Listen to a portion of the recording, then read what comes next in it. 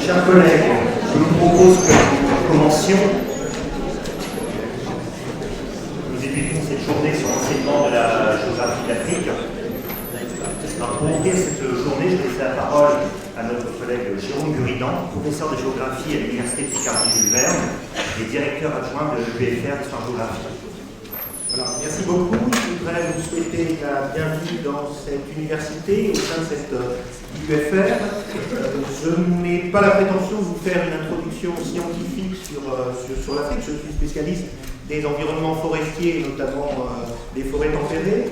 Mais je voudrais simplement vous souhaiter la bienvenue au sein dans nos murs et insister sur 2 ou 3 petits points. Les événements des semaines précédentes nous ont enseigné quelques points. D'abord la fragilité de nos démocraties, et cette fragilité de nos démocraties, quelques individus fanatiques peuvent ébranler nos institutions et ébranler nos sociétés. Cette fragilité nous invite à revenir sur des événements antérieurs, sur le passé. Je pense à quelques événements comme août 1914, mais on pourra en trouver beaucoup d'autres. Et un deuxième point, c'est que, en définitive, depuis une dizaine d'années, nous avons vécu relativement peu d'attentats. Et ce faible nombre d'attentats, depuis 10 ans, alors que la menace était très importante, a prouvé, sans aucun doute, l'importance du travail des acteurs de terrain, et notamment du travail des enseignants, du primaire, du secondaire, des éducateurs, dans l'information des jeunes, dans l'information des adolescents. Notre discipline est depuis longtemps en première ligne dans la formation des jeunes, parce que c'est la discipline qui permet, c'est la seule probablement des disciplines qui permet d'interpréter le monde, de le comprendre dans toute sa diversité et de l'éclairer par le passé. Ces quelques réflexions montrent l'importance de la formation continue, montrent l'importance de la mise à jour des connaissances dans la formation des collègues, et dans un contexte de réduction des moyens de l'État, dans un contexte où le plan académique de formation est ce qu'il est, on fait avec ce qu'on a. Les initiatives de l'Association des professeurs d'histoire-géographie sont des initiatives qui sont bienvenues, et la preuve en est, vous êtes très nombreux, ce sont des initiatives qui ont un succès très important. L'université est présente pour accompagner ce travail. L'université est toujours présente, bien sûr, dans la formation initiale, mais elle a aussi un rôle à jouer dans la formation continue, et la réforme de l'ESP est là pour accompagner cette formation continue. Et je crois que c'est aussi un des rôles de l'UFR d'histoire-géographie, de vous accompagner dans votre formation continue. L'UFR d'histoire-géographie joue un rôle dans la formation à l'agrégation interne, un rôle qui méritera d'être restructuré dans l'avenir, et nous réfléchissons actuellement à des possibilités de complément de formation qui restent encore à mûrir, qui restent encore à réfléchir, mais que nous vous proposerons dans l'avenir. Je pense que ce rôle de l'UFR est à renforcer, et nous sommes là pour assurer une sorte de service après-vente, en quelque sorte, de l'histoire et de la géographie. Ce sujet sur l'Afrique est un sujet qui est bienvenu et nécessaire, parce que la recherche sur l'Afrique a parfois été peu médiatisée, parce que ce qui est médiatisé, notamment généralement sur l'Afrique, ce sont les questions militaires, ce sont les questions géopolitiques. Elles sont importantes. Vous savez très bien que pour le Maghreb, pour l'Afrique subsaharienne, pour l'Afrique centrale, il y a eu des bouleversements très importants qu'il est nécessaire de suivre en continu. Mais ces bouleversements sont en quelque sorte l'écume de bouleversements bien plus importants, bouleversements démographiques qui sont considérables actuellement et qui vont avoir de l'importance d'un point de vue culturel, puisque la francophonie est, d'un point de vue démographique, en train d'exploser, et la francophonie va devenir l'ère linguistique la plus importante du monde à la fin du XXIe siècle. Bouleversement économique, puisque les anciennes puissances qui dominaient, les anciennes puissances coloniales, ont laissé la main à d'autres puissances, États-Unis, mais aussi puissances émergentes, notamment la Chine. Et ces bouleversements ont des conséquences, bien entendu, géopolitiques et militaires, qui sont essentielles. Cela signifie qu'une mise au point est attendue, une mise au point était nécessaire, et je pense que cette journée sera très riche. Elle a été un peu restructurée, mais je pense qu'elle nous apportera beaucoup, et je pense que les débats seront extrêmement riches. Voilà, bienvenue à vous, bonne journée, et on aura d'autres occasions de se retrouver dans l'avenir, notamment en 2016. Merci beaucoup.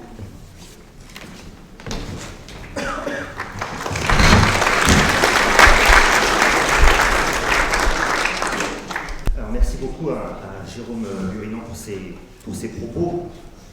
Pour certains que je vais reprendre rapidement dans la présentation que je vais effectuer. Donc, monsieur le directeur adjoint de l'UFR d'Histoire-Géographie, messieurs les inspecteurs pédagogiques régionaux, madame l'inspectrice de l'Éducation nationale, chers collègues, mesdames et messieurs, je suis très heureux de vous retrouver pour cette 7e automnale et de vous retrouver toujours aussi nombreux. Je commencerai cette intervention, mon propos, par rappeler une expression tenue par le recteur Bernard Beignet, ici, le 27 novembre 2014, lors de l'ouverture de la 6e automnale. Je le cite. Nous, professeurs d'histoire-géographie, nous avons de l'or entre les mains. En effet, l'histoire et la géographie ne sont pas des matières comme les autres. En témoignent tous les débats que nous avons pu avoir autour des nouveaux programmes des collèges. Je devrais même préciser les débats que nous avons pu avoir autour du programme d'histoire des collèges. En témoignent les commémorations du centenaire de la Première Guerre mondiale, la COP 21, tout le rôle d'explication qui a été conduit par les professeurs d'histoire-géographie auprès des élèves, voire parfois auprès des collègues, à la suite des attentats de janvier et de novembre 2015. L'histoire et la géographie sont souvent les chevilles ouvrières de nombreux projets disciplinaires et pluridisciplinaires que nous avons dans nos établissements. Oui, que nous le voulions ou non, l'histoire et la géographie ne sont pas des matières comme les autres, et cela n'enlève rien à la valeur de ces autres disciplines, puisque l'histoire est avant tout constitutive de la nation française, faut-il le rappeler. Nous, professeurs d'histoire et de géographie, nous avons donc un rôle majeur, tout comme vous, inspecteurs, votre rôle est absolument fondamental dans la transmission de toutes ces disciplines. Je cite à nouveau Bernard Beignet, nous avons de l'or entre les mains. J'ajouterai à nous d'être des orfèvres et non des alchimistes. Pour cela, il nous faut une formation solide. Une formation solide, formation initiale, cela a été noté, que l'on va recevoir à l'université, mais également une formation continue qui soit excellente, solide, au cours de notre vie professionnelle. L'APHG, comme vous le savez, est très attachée à cette formation, car elle apporte les savoirs, les mises à jour, les outils, les méthodes nécessaires, indispensables à la transmission d'un enseignement de qualité. Et nous le savons, il s'agit d'une condition sine qua non de l'égalité républicaine. C'est dans cet esprit que l'œuvre l'APHG notamment, avec sa revue Historien et géographe, et par exemple la décédère de la Grande Guerre, qui a permis de dresser un tableau de la recherche sur la Première Guerre mondiale, le nouveau site national APHG, qui reçoit de nombreuses connexions, la Web TV APHG, où vous avez désormais plus d'une centaine de vidéos, c'est-à-dire les automnales de l'APHG Picardie qui sont filmées et mises en ligne, mais aussi les universités d'été du musée de la Grande Guerre du Pays de Meaux, récemment les rendez-vous, certaines conférences des rendez-vous de l'histoire à Blois, très récemment des conférences, des journées de formation issues d'autres académies. Retrouvez ainsi la conférence de Johan Chapoutot réalisée dans l'académie auprès de nos collègues de l'académie de Bordeaux. Le 14 novembre, vous pouvez retrouver, c'est en ligne, des interventions de Vincent Duclerc sur Jaurès lors d'une journée sur la République, et aussi une intervention sur le triomphe de la République de notre collègue Arnaud Dominique Hout. Bientôt, vous pourrez retrouver également la grande journée que la PHG va organiser à Verdun, le 27 février 2016, et au printemps, l'université de l'Institut du monde arabe. Donc cette Web TV est appelée à s'enrichir et à constituer une base de données pour compléter vos cours. Offre très intéressante pour nous enseignants, mais également pour les étudiants. Cet esprit, c'est également celui de l'automnale, c'est-à-dire une journée qui se déroule à l'automne, à l'université, et nous y tenons, un thème d'histoire puis de géographie l'année suivante, une journée gratuite, une journée ouverte à tous. Pour réaliser cette automnale, je tiens à remercier les collègues organisateurs et tous les collègues participants qui s'avèrent être nombreux. Cette journée est organisée par des collègues sur la base du volontariat. Cette journée est financée entièrement par la PHG. Merci à l'UPGV de nous accueillir, merci au rectorat pour l'envoi des ordres de mission, et je charge nos inspecteurs présents de bien vouloir remercier Madame la rectrice pour l'envoi de ses ordres de mission. Merci à la MGEN qui nous soutient chaque année et qui a mis à votre disposition donc, des sacs à dos cette année. Merci à tous ses partenaires. L'automnale, il faut le rappeler, est un défi. Pourquoi? Parce qu'elle a été lancée en 2009 dans un contexte où la formation se contractait. Je crois qu'il est important de le rappeler qu'il n'y a pas de fatalité pour nous historiens et géographes et qu'il y a avant tout une question de volonté. L'automnale est également une réponse à une attente des collègues, à une attente des étudiants pour obtenir des contenus, des outils pour élaborer leurs cours. L'automnale est enfin un fruit, le fruit d'une longue tradition de formation proposée par l'APAG depuis bientôt 50 ans dans l'Académie d'Amiens. Aussi, l'année 2016 sera particulière pour l'association, puisque 1966-2016, nous aurons le 50e anniversaire des journées de formation proposées par l'APAG Picardie. Un anniversaire, cela se fête. Un anniversaire, cela se fête tout d'abord en mettant à l'honneur ceux qui ont œuvré pour l'histoire et la géographie depuis des dizaines d'années. Pour fêter cela, nous nous retrouverons avec le bureau APAG Picardie et les anciens présidents de la régionale au Sénat le mercredi 13 janvier 2016. Un anniversaire, c'est également l'occasion d'organiser un événement, un moment fort, un gros gâteau avec des bougies. Le 1er mars 2016, nous organiserons en partenariat avec la Maison de la Culture d'Amiens, les archives métropolitaines d'Amiens, l'Académie des sciences, la Société des antiquaires de Picardie. Nous organiserons une conférence sur la politique culturelle d'André Malraux. Notre collègue Charles-Louis Foulon, historien qui intervient au ministère de la Culture, effectuera cette conférence. Vous êtes tous invités, donc le 1er mars 2016, à l'occasion des 50 ans de l'APAG Picardie et à l'occasion du 50e anniversaire de l'inauguration de la Maison de la Culture à Amiens par André Malraux. Un anniversaire, c'est enfin l'occasion de se tourner vers l'avenir. Ce sera le cas lors des 50e journées de l'APAG qui se tiendront à Amiens, les mardis 29 mars 2016 et le mercredi 30 mars 2016. Une première journée avec des conférences et de nouveaux visages dans la recherche historique, avec une thématique, le nazisme, une historiographie renouvelée, avec 2 interventions, une première de notre collègue de Bordeaux, Nicolas Patin, et une seconde de David Gallo. Vous retrouvez un des thèmes sur la diapositive projetée. Depuis 50 ans, le visage de la géographie a considérablement évolué. Nous interrogerons le mercredi matin sur la nouvelle région Nord-Pas-de-Calais-Picardie, avec tout d'abord une approche de géographie prospective qui s'appuiera sur l'atlas que vous connaissez certainement, qui a été réalisé sur la nouvelle région.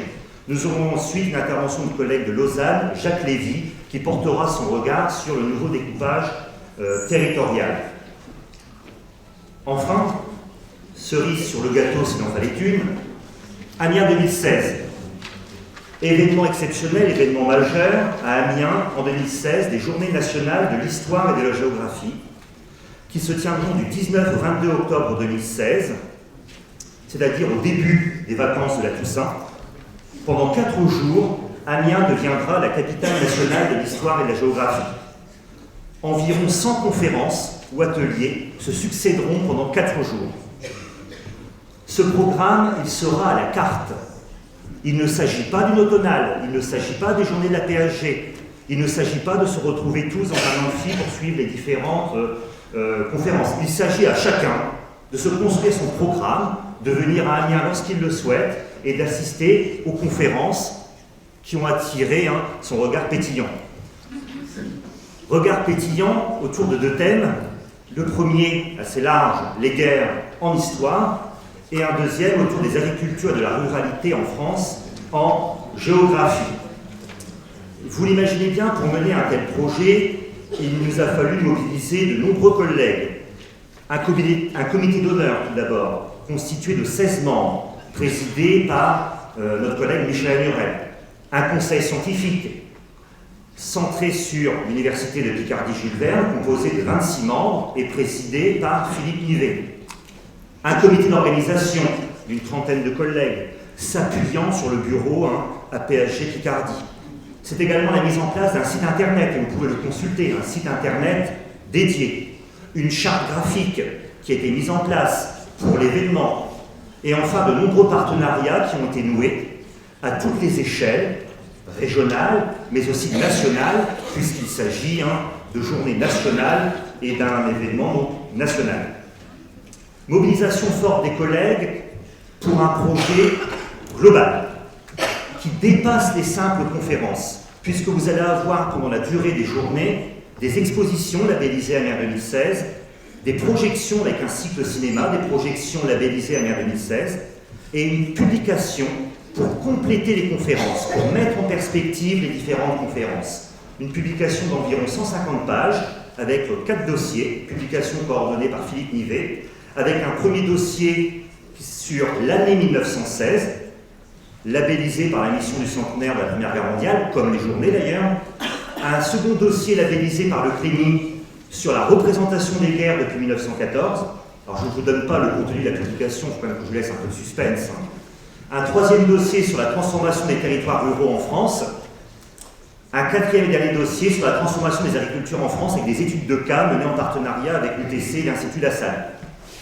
Donc un projet qui se veut global, pour un programme très riche. Conférence inaugurale le mercredi 19 octobre 2016, qui sera assurée par un professeur de médecine, Bernard de Rochelle, sur les blessés de la face. Donc il vous reste 99 interventions inconnues. Le jeudi, une grande journée que nous avons appelée journée professionnelle, une sorte d'automnale mais puissance 10, avec 6 excursions dans l'Amiens, environ 50 conférences et ateliers, et ensuite, donc, un retour sur notre métier. Vous aurez des interventions, des ateliers en partenariat avec des universitaires, en partenariat avec des musées, et une interrogation aussi sur notre métier d'enseignant et de professeur d'histoire-géographie. Le vendredi sont prévues 8 grandes excursions en Picardie. 8 grandes excursions dans les 3 départements pour découvrir et redécouvrir la Picardie. Des excursions où les visites seront guidées par des collègues universitaires, où vous aurez l'occasion de pouvoir avoir accès, et c'est l'intérêt de ces journées, à des entreprises, par exemple, qui vont nous ouvrir leurs portes spécialement pour ces journées nationales. Je pense par exemple à l'entreprise ACCO à Beauvais ou à la sucrerie Saint-Louis Sucre à Rouen.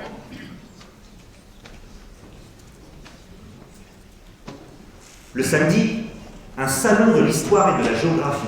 Je n'ai pas dit un salon du livre, mais un salon de l'histoire et de la géographie. En quelque sorte, une banque de données à ciel ouvert pour un professeur d'histoire et de géographie. Donc le samedi 22 octobre 2016, cette journée sera ouverte à tous, congressistes, étudiants, grand public. Vous retrouverez une quarantaine de conférences, des animations autour de l'histoire et de la géographie, des expositions qui seront guidées, la présence d'éditeurs, de musées, d'associations, de sociétés savantes, et enfin un marché de producteurs régionaux en liaison avec le thème de l'agriculture. Une conférence sur 100, ça laisse de la frustration. Alors je vous ai fait une sélection de 4, j'ai choisi 4 exemples. Premier exemple, les villas gallo-romaines en Picardie, pour montrer que les 2 thèmes, en histoire et en géographie, peuvent se croiser, et cela peut fonctionner dans les 2 sens. Que nous avons lors de ces journées nationales une entrée par la région. Mais ce sont des journées nationales, il y aura aussi une entrée nationale, plus globale, qui ne portera pas forcément que sur la Première Guerre mondiale, même si elle sera très présente, avec une intervention par exemple sur le cheval et la guerre par notre collègue Daniel Roche. Pour la géographie, la thématique des agricultures, l'industrie agroalimentaire, ou alors les usages récréatifs des espaces agricoles, avec des collègues qui nous viennent de Rennes, de Nantes, de Paris, de l'Académie d'Amiens. Nous sommes véritablement dans un projet national et de grande envergure. Alors pour pouvoir assister à toutes ces conférences, à toutes les activités proposées, qui vont se dérouler pendant 4 jours selon un programme à la carte, y compris à certaines interventions le samedi, il y a une solution, il faut être congressiste, c'est-à-dire payer 35 € de droits d'inscription, publication comprise. Donc pour 35 €, vous pouvez assister absolument à tout ce que vous voulez et la publication est intégrée dans ces droits d'inscription. Les journées sont gratuites pour les étudiants. Et le jeudi, lors de la journée professionnelle, des conférences seront données en liaison avec les thèmes du CAPES et de l'agrégation. Le programme, il sera mis en ligne, le programme provisionnel, il sera mis en ligne début 2016, donc le 15 janvier 2016, c'est ce que nous avons fait figurer sur le flyer, avec un début des inscriptions au premier semestre 2016. Nous comptons sur vous pour vous inscrire en masse à ces journées nationales, pour faire d'Amiens la capitale de l'histoire et de la géographie du 19 au 22 octobre 2016, pour faire vivre l'histoire et la géographie, mais peut-être également pour faire vivre demain à Amiens un grand rendez-vous de l'histoire et de la géographie. Pourquoi nous, à Amiens, n'aurions-nous pas également notre grand rendez-vous de l'histoire et de la géographie? À vous d'en décider. Venons-en maintenant au programme de la journée. Alors, programme de la journée qui a été bouleversé. Alors, tout d'abord, en raison de la glissade de notre collègue Alain Dubresson sur des feuilles mouillées, grand classique de l'automne si on était dernier, et qui s'est fait opérer puis réopérer hier. Donc je profite du fait que nous soyons enregistrés pour lui adresser nos meilleurs vœux de rétablissement. Je tiens particulièrement à remercier Alain Dubresson qui nous a beaucoup aidé à l'élaboration de cette journée, qui devait réaliser l'introduction de cette journée. Néanmoins, nous ne sommes pas démontés, nous avons, grâce à l'aide des collègues, nous sommes parvenus à proposer ce programme légèrement modifié. Pour compléter ce programme, je vous ferai passer une sélection d'articles sur l'Afrique publiés dans la revue Population et Avenir. Je vous invite également à retrouver sur le site EcoGéo, ou alors sur le site national de la PAG, une sélection d'articles publiés sur l'Afrique sur le site EcoGéo, la revue en ligne. Vous avez deux documents. Un premier document qui est une sélection d'articles avec les titres des publications, et ensuite un second document où vous avez une présentation, un détail de l'article, le contenu en quelques lignes. Je précise parce que la deuxième version est plus développée, il ne faut pas avoir peur en l'ouvrant et en voyant les 17 pages. Programme modifié. Alors tout d'abord, pour la matinée, nous aurons des interventions de nos collègues Jérôme Agrin et Léa Rassolo, et puis ensuite, cet après-midi, des interventions de Gérard-François Dumont et de Catherine Fournet-Guérin. À l'origine, cette journée avait été construite autour d'une approche multiscalaire. Approche mondiale le matin, puis ensuite un État l'après-midi avec l'Éthiopie, et enfin une ville pour terminer la journée. Donc, nous avons modifié l'ordre des conférences en gardant cette approche mondiale qui nous semblait vraiment très importante, en insistant également sur le thème de l'accaparement des terres en Afrique et en introduisant cette intervention sur les évolutions démographiques en Afrique, autre défi pour l'Afrique. Mais lors de notre échange, nous pourrons également revenir en fin de matinée sur les autres défis de l'Afrique, par exemple environnementaux ou ceux liés au conflit, comme le rappelait tout à l'heure Jérôme Buridan.